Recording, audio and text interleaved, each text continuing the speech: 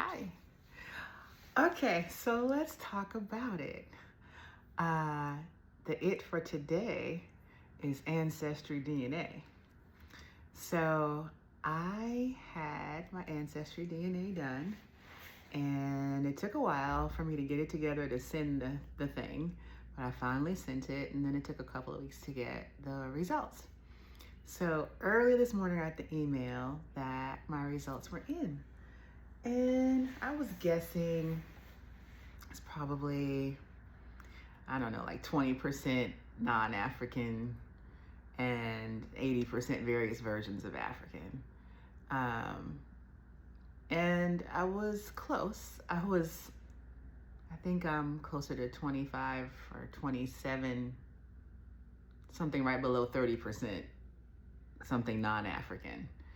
And it was an interesting Heinz 57 of things. So let's talk about it, right? So I think the largest majority was Nigerian. And that wasn't a surprise because my brother had already done his, well, he's my half brother, had already done his, and he had a large percentage of Nigerian, but we have different mamas. And clearly the Nigerian portion of it came from our dad. But I think that's like 29% for me.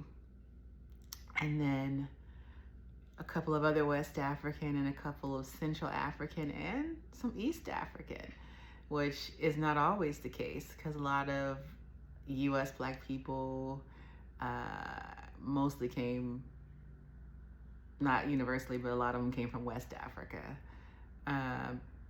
through the slave trade and whatnot, right? So I've got some Benin and Togo, some Ghanaian, some, oh gosh, there was a whole bunch of things, including Tanzania,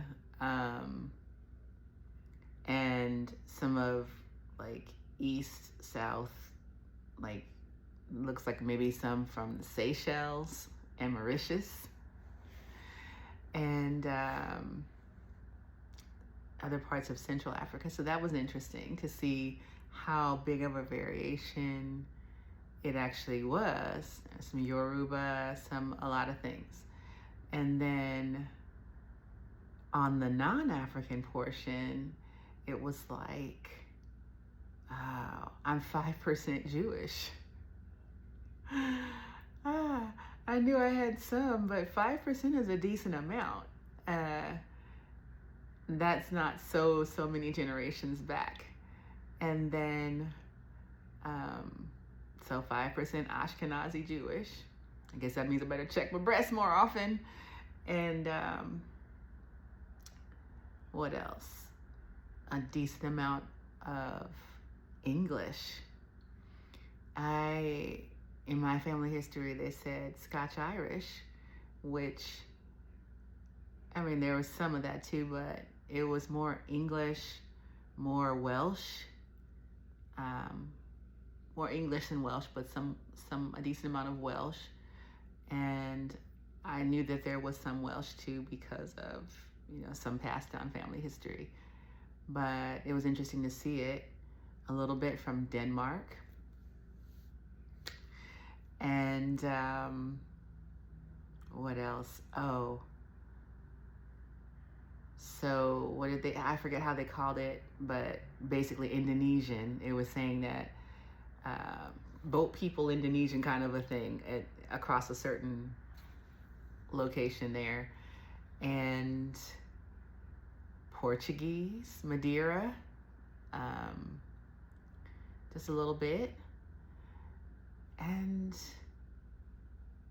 then, they dig in deeper to say, okay, so you have ancestry from all these different places, but now this helps us to trace how you came into, where you are now in the United States, or how your family came in. So there was still the trail to and through New Orleans, which we knew. I knew my family, several generations back came to New Orleans. They didn't I haven't finished digging all through, but I know we have Haitian ancestry as well. And so I have to look and see if I can figure out, how did we get from, all the African things to the Haitian portion to the Spanish or Portuguese and all these other things that maybe that's part of the Louisiana and the Creole-ish stuff that was going on. But it's a lot of things. And I mean, it doesn't change anything. I'm still Black, but obviously, and even so, I'm still mostly Black. But like, I guess if I were to say, if somebody said, well, where are you from in Africa? I mean, it's like 7 or 8 different countries.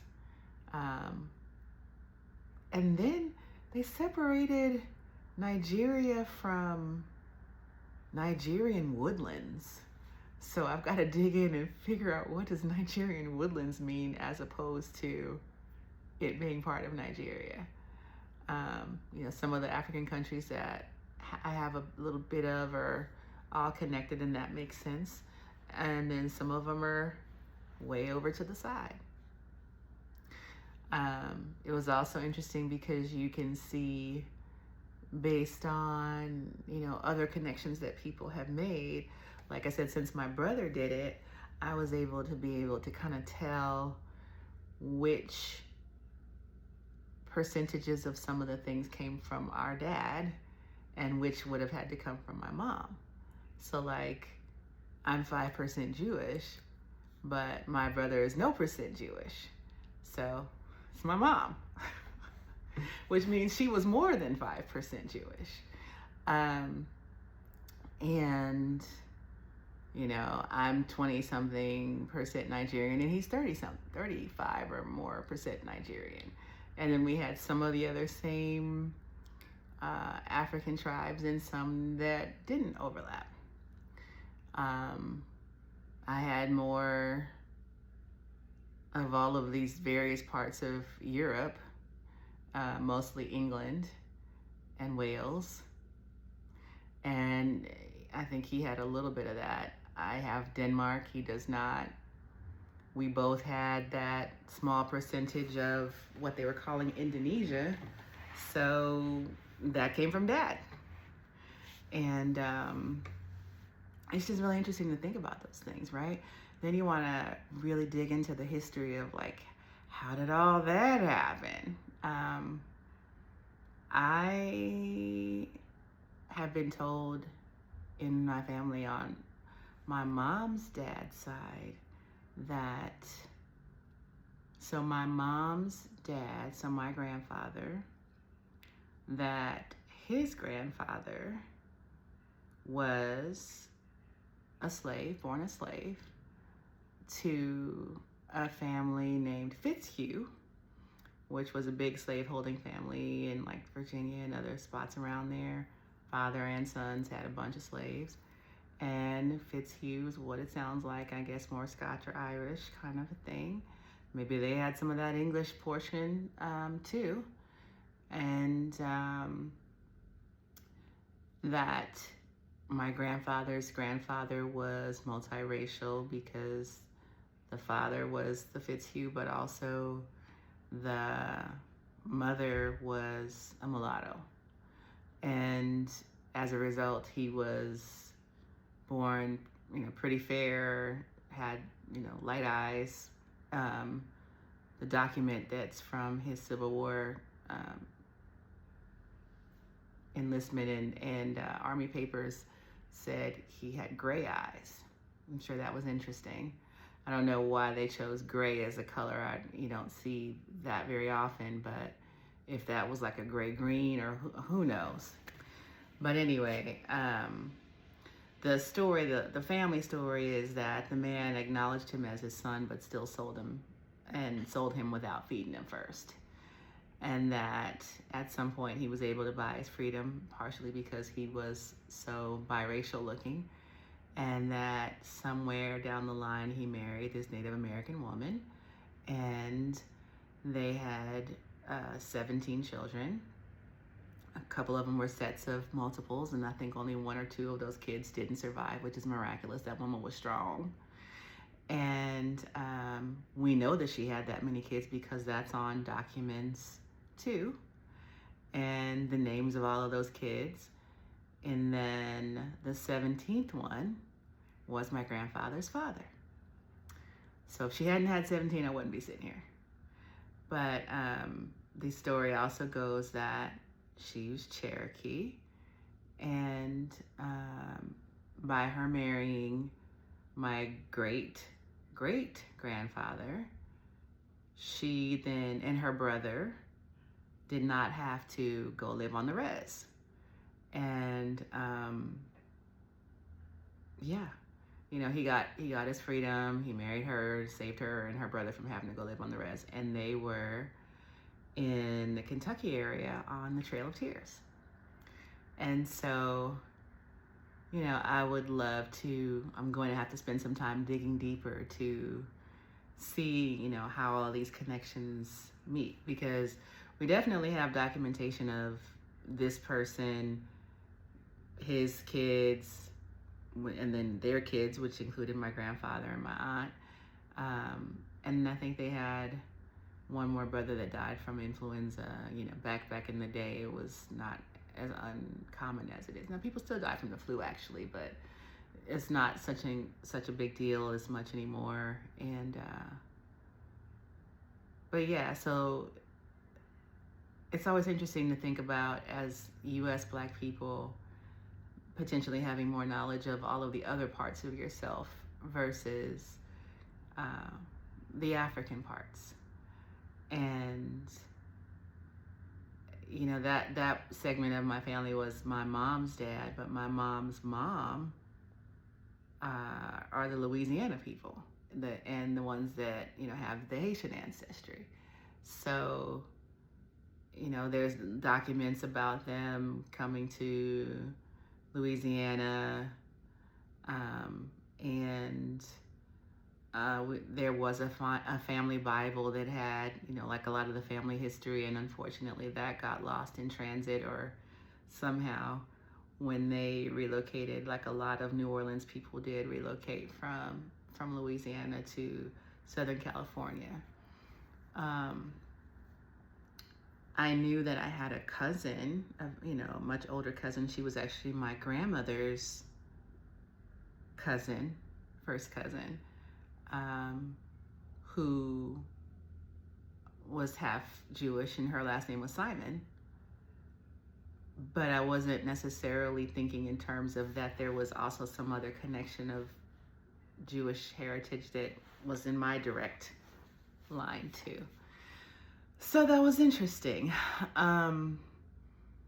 But yeah, a lot of knowledge of you know, said French folk or whatnot. I've got some family members that in Louisiana have been, you know, that are Black but might look like Creole, and I have some that are white, and some that are white, but some that are white, and you might not know that they might still have a little something hiding in the background too. They might not even be aware at this point because it's been however many generations. But there's just so much interesting history about how we got here and what makes us us. You know, my daughter's got Filipino from her dad's side, I guess, unless they're trying to lump that in with the Asian portion that mine was. But I think hers specifically said Filipino, and I don't think that came from me. And I know for a fact her dad did not know. He's deceased now, but my ex-husband is deceased, but I know for a fact he didn't know they had any Filipino in their family from probably way back. And so it's gonna be real interesting to dig in and see. And I think as some other cousins and people do this, like there was a long list of cousins. They're mostly all, you know, twice or 3 times or how many times removed, but apparently there's some DNA connection to on this ancestry DNA that to a zillion people that I have never heard of. And last names I do not know. And so far, except for my brother, except for my daughter, most of the and one cousin that I did grow up, with, and I guess you would say she's a second cousin, but it was my grandmother's sister's granddaughter. However that relation falls. So we were actually in the same level generation in terms of that, but we weren't in the same age range. So we're each granddaughters of the sisters, but her line is a shorter set of generations than mine, I guess. And so maybe we're between 10 and 15 years apart, but we're friends, and we grew up not always right by each other, but as adults we became closer. And it's interesting to see, because we're related on the side of the family with all of the New Orleans connection. It's interesting to see what her tree looks like too. And I want to really dig in more and learn more about all of the different African cultures and countries. And it's interesting too, with everything that's happening in the world right now. I do have some percentage of Ghanaian ancestry. And so I know that Ghana has been, I don't know the whole details because I haven't really looked into it, but I've had several people say that Ghana is offering citizenship to some African Americans. And now that I can also prove that I'm partially Ghanaian, maybe I'll get this go for the extra citizenship just to have that in the back pocket, because if it pops around here, I don't know. I'm just, don't want to go to Nigeria right now, although there's a lot of beautiful things happening there. It sounds like there's also some traumatic things happening there too. But it's really also interesting to think about. I noticed, and you don't always want to say this, but so, I'm in the founder world because of my startup. I'm in healthcare because, I'm a nurse. And a lot of the Black people that I see doing a lot of the really professional jobs, and you're a doctor, you're a, this kind of business person or this, that I've come into contact with, there's a lot of African Americans doing a lot of really great things, but in certain specific areas, including healthcare and including some other things, a lot of the folks who are coming through school that have African ancestry are non-American. They're Africans, and they are here doing the thing, which is great. And then at the same time, it's like, oh, but where are also all my other African Americans that I want to see in the room with us too? And, I think in general, immigrants have so much hustle and bring so much flavor, so much spirit. And it's interesting too, now that I'm thinking about it, I just had that moment, your brain goes, oh yeah.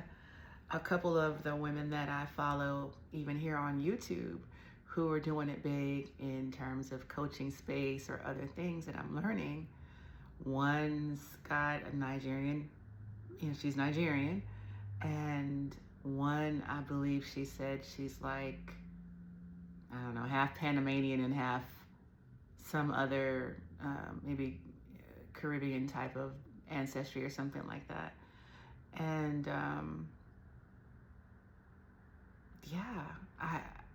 I want to look at ways to help some more of our folks that are here, that are born here like me, to be doing the dang thing too. But it's interesting. The vibes are different in terms of intensity and forward motion sometimes. And it's not to say that there's not a whole lot of Black people here that are doing a whole lot of really, really good things. But sometimes when you get in certain rooms and you're one of very few people who have some color, then when you look around and you're like, oh, there's one, there's two. They're a lot of times they're not American. Just stating a fact, not an opinion. Just like, all right, duly noted. So, again, with my fintech, one of the things I want to do is help people get their money together, get their financial literacy together, and pay off some student debt and things like that. That might be some of the things that hold some of us back from doing the stuff that we want to do and being in the rooms that we deserve to be in. So, it's interesting. It wouldn't make you, like, learning your DNA. It's kind of a little bit of an adventure, because now I really want to know about all the Africans that did the things and survived the things and thrived through the things that led to me being me. That's the struggle, the strength, the whatnot that's in my DNA. I mean, I know I have a Civil War veteran. I know I have a Vietnam veteran, a World War II veteran, Desert Storm veteran in my family. I know that I have a gumbo of all kinds of folks. And I'm just joking seriously, but just joking. I wonder if I have enough Irish or English to get a second passport from over there too. Maybe a third, huh? I'd be a citizen of the world and still Black. But it's been fun. I just wanted to share a little goofy moment of like, oh, all right, yeah. And it would be interesting to see, like, if my son did if his would look exact with my daughter's, which I don't think, everybody expresses their genes differently, right? So even though they have the same dad, would it be the same combo soup or not? Because my daughter's, I think she's like 40-something% something else, even though both parents are Black. And, would my son be that too? Because, like, his skin tone is closer to mine, and her skin tone is closer to her dad's, which was a little more fair. But same set of parents. So, it'd be interesting to see how close their genes are, or if some other thing that's in there popped out for him that didn't pop out for her.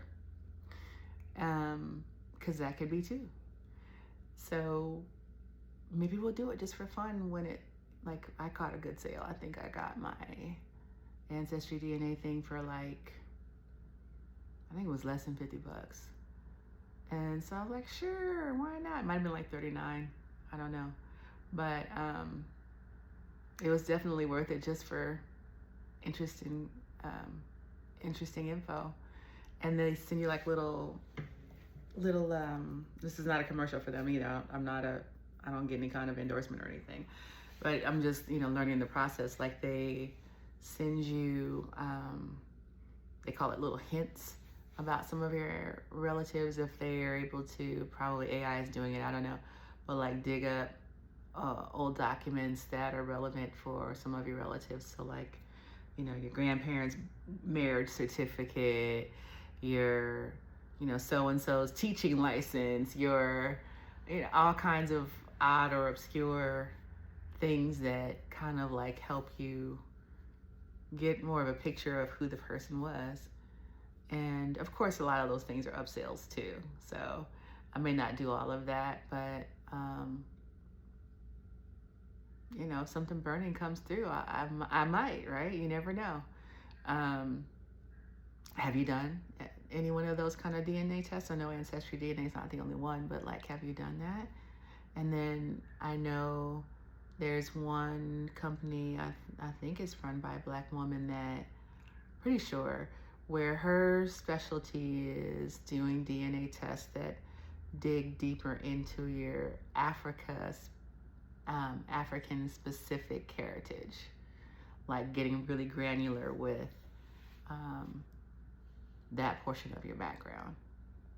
Maybe I'll do that too, just because there's so many different countries. It would be interesting to see what's similar and what's different. Anyway, you gotta stay grounded in who you are, and you know, I grew up in LA. I don't know a whole lot except for, you know, what I haven't traveled to the continent yet. You know, I've taken all the anthropology and other classes like other folks, but I know that I'm missing big gaps of what it would be like to have firsthand knowledge of Africa. So I'm gonna have to go. My grandparents went. Actually, they had a land on foam on the airstrip. They went with a group from my grandmother was an AKA, my mother was an AKA, I'm an AKA, my daughter's an AKA. But they went with a group from AKA, and that plane, they weren't sure if it was sabotaged or what happened, but the wheels didn't deploy properly for the landing, and they had to put down foam and land. Thankfully, they were okay, but that was their experience of getting to Africa. And my great uncle, who had a PhD in divinity and that from USC, went and did some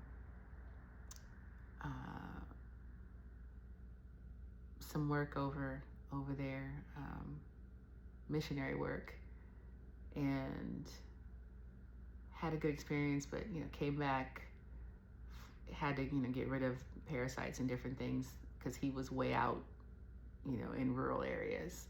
My grandparents were not in rural areas. They were just, you know, seeing the countries. And also that was years ago. So I'll take the shots. I'll get on the plane. I'll go check it out. And I actually want to go see, you know, some of these places where they're really, the business is booming in these countries that are working on their sovereignty. And that's inspiring too. So, all right, I guess I got some sovereign brothers and sisters that I need to check out. All right, let's say our, take our breath.